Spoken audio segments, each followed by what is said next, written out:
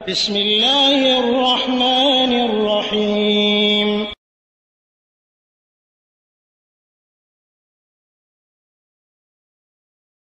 ওয়ালাইকুম আসসালাম রহমতুল্লাহ বরকাত। লন্ডন থেকে মাহবুব ভাই জানতে চেয়েছেন নফল তওয়াফ করা যাবে কিনা।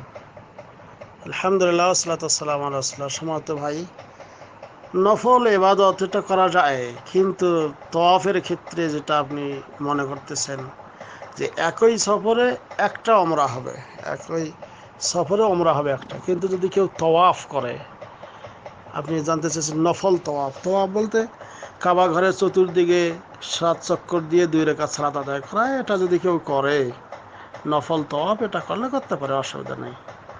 হয়তো আপনার বাবা মা ভাই বোন আত্মীয় স্বজন বিশেষ করে তাদের জন্য এমনি তওয়াফ করে, যদি কেউ 2 রাকাত সালাত আদায় করে নফল তওয়াফ করলে করতে পারে। কিন্তু বিশেষ করে হজের সময় এগুলো না করাটাই উচিত, কারণ তাতে অন্য লোকদের, অন্য হাজিদের কষ্ট হয়, যারা নতুন আসতেছেন তারা।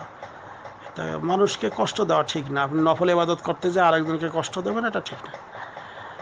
তবে আপনি যদি আবার অনেকে ওমরা করে, মানে বারবার আয়সা মসজিদে যায় আবার ফিরে এসে আবার একটা তওয়াফ, আবার একটা ওমরা করে, এই যে একই সফরে একটা ওমরা হবে, একই সফরে বারবার এই তওয়াফ করা, মানে এই তওয়াফ করে সাফা মারওয়া সাই করে আবার চুল 2-4টে এমন করে কেটে আবার যে আয়সা মসজিদে যায়, এমন করে সহি নয়। তবে কেউ যদি মিকাতের বাহিরে যায়, ফিরে আসলে আর একটা তওয়াফ, আর একটা ওমরা যদি করে করতে পারে। যেমন কেউ মনে করেন মক্কা থেকে মদিনায় গেলেন, মদিনা থেকে ফেরার পথে আবার যদি আর একটা ওমরার নিয়াত করেন, তাহলে এটা জায়েজ আছে।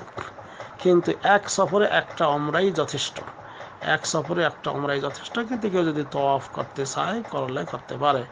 তবে যারা অসুস্থ, আসতে পারবে না, এরকম এরকম লোকদের পক্ষ থেকে করা যায়। তবে কেউ যদি জীবিত লোকের জন্যও করে, হ্যাঁ, তারা হয়তো আসতে পারবে না এরকম যদি মনে করে, তাহলে তার পক্ষে থেকে, অথবা যদি বাবা মার নিয়াতেও করে করলে করতে পারে নফল তওয়াফ, শুধু তওয়াফটা, কিন্তু ওমরা নয়।